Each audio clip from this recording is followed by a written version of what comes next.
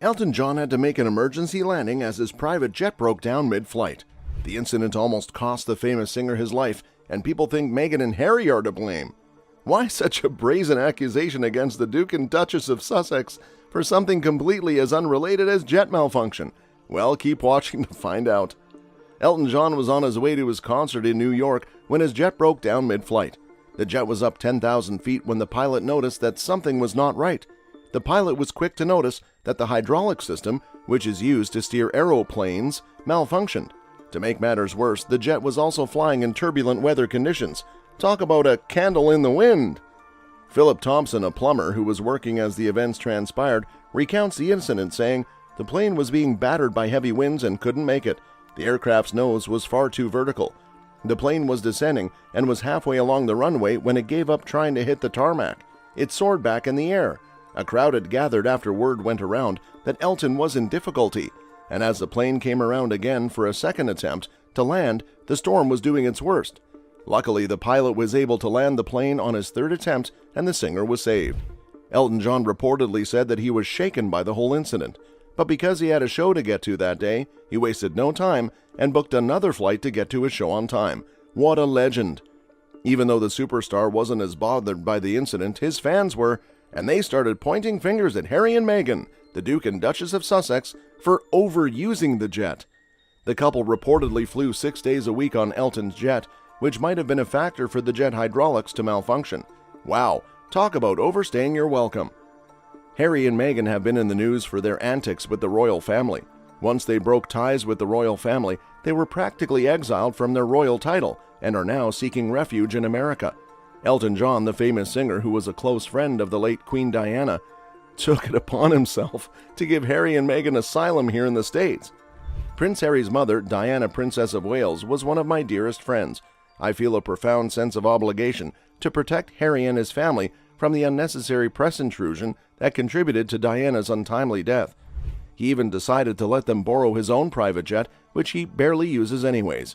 Harry and Meghan looked tired from all the media backlash. He even heard Harry once saying that he was losing it. The singer decided it'd be a nice gesture to offer the couple his jet so that they could enjoy a nice vacation away from all the noise.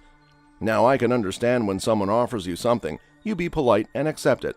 But to take advantage and overuse someone's kindness is going a bit too far." But even then, the legend defends Harry and Meghan's actions by stating, "To maintain a high level of much-needed protection, we provided them with a private jet flight."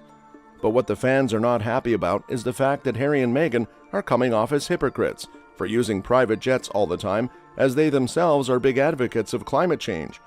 Charles itself characterized climate change as one of the most pressing issues facing mankind.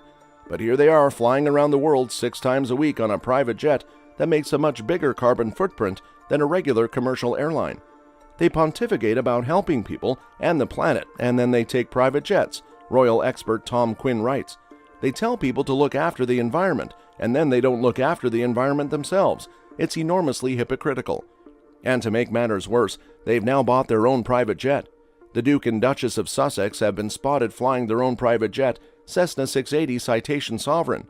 Their 5,500-mile trip from Farnborough, England to Santa Barbara is estimated to have emitted nearly 60 tons of carbon dioxide into the atmosphere, according to a chartered flight provider.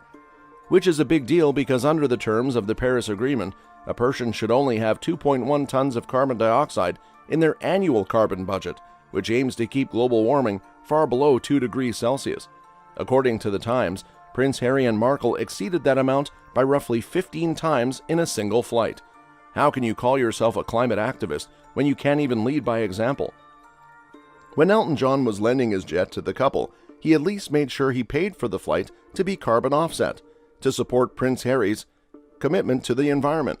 Carbon offsetting allows passengers to pay extra to help compensate for the carbon emissions produced from their flight. The money is then used to fund environmental initiatives that reduce air pollution, such as solar panel installation or tree planting. Are Harry and Meghan the environmentalists they claim they are, or is Elton John doing a better job than them? What do you guys think? Let us know in the comments below. Also, make sure to subscribe so you don't miss a single video from us. And as always, we'll see you guys in the next one.